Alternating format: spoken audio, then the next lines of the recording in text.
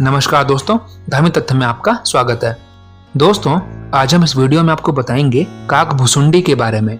काकभुसुंडी का वर्णन वाल्मीकि रामायण एवं तुलसीदास के रामचरितमानस में आता है। सबसे पहला वर्णन इनका तब आता है जब माता पार्वती ने भगवान शिव से भगवान श्री राम की कथा सुनाने का अनुरोध किया। माता पार्वती के अनुरोध पर भगवान शिव उन्हें एकांत में ले गए और राम कथा विस्तार से सुनाने लगे। देवताओं के लिए भी दुर्लभ उस कथा को वहां बैठे एक कौवे ने सुन लिया।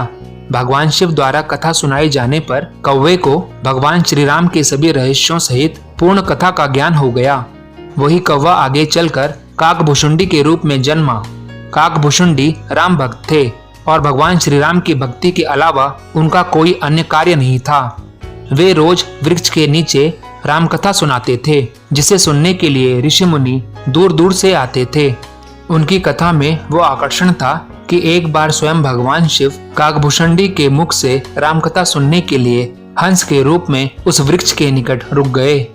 काकभुसुंडी के मुख से राम कथा सुनकर भगवान शिव अत्यंत प्रसन्न हुए और उन्होंने काकभुसुंडी को इच्छा मृत्यु का वरदान दिया ताकि वे युगों युगों तक उसी प्रकार राम कथा को सुनाते रहें।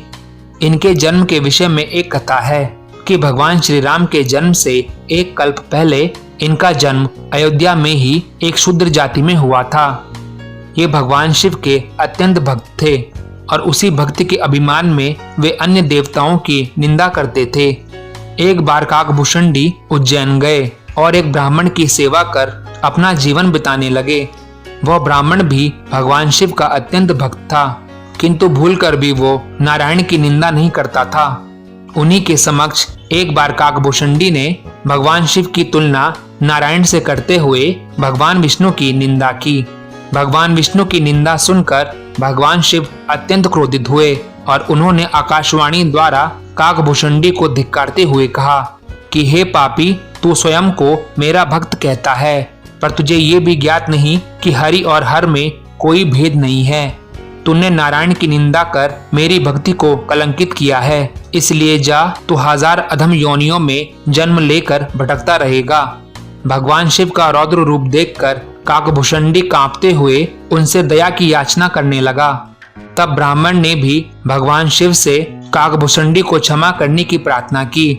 इस पर भगवान शिव ने कहा कि मेरा श्राप तो निष्फल नहीं हो सकता, इसे निश्चय ही 1000 जन्म लेने पड़ेंगे, लेकिन मैं इसे आशीर्वाद देता हूँ कि मृत्यु का जो कष्ट होता है वह इसे नहीं होगा। साथ ही इसे अपने प्रत्येक जन्म का स्मरण रहेगा और इसका ज्ञान कभी क्षीण नहीं होगा।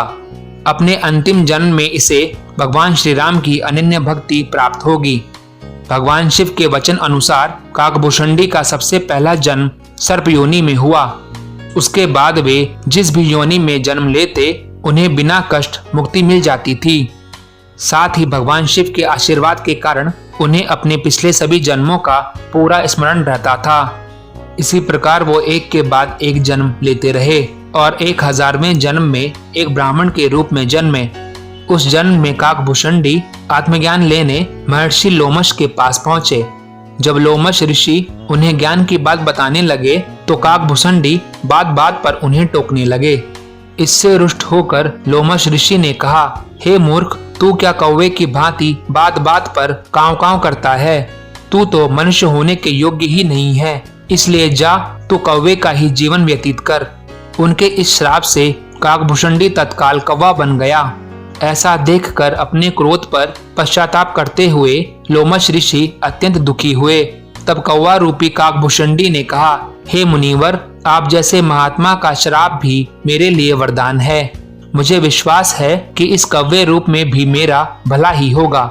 यह कहकर काकभुसुंडी ने लोमश ऋषि को राम कथा सुनाई।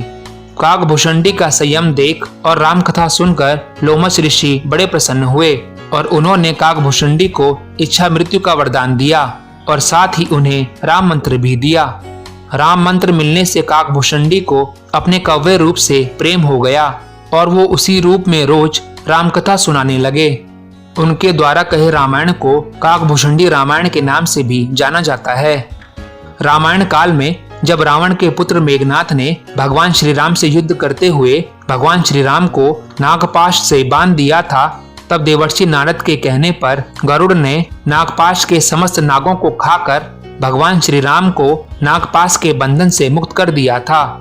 भगवान श्री राम के इस तरह नागपाश में बंध जाने पर भगवान श्री राम के भगवान होने पर गरुड़ को संदेह हो गया। गरुड़ का संदेह दूर करने के लिए भगवान शिव ने भी गरुड़ को उनका संदेह दूर करने के लिए काकभुषुंडी के पास भेजा। अंत में काकभुषुंडी ने भगवान श्री राम के चरित्र की पवित्र कथा सुनाकर गरुड़ के संदेह को दूर किया। तो दोस्तों, इस वीडियो में इतना ही। अगर आपको वीडियो अच्छा लगा हो तो इसे लाइक करें, शेयर करें एंड प्लीज सब्सक्राइब करना ना भूलें। धन्यवाद।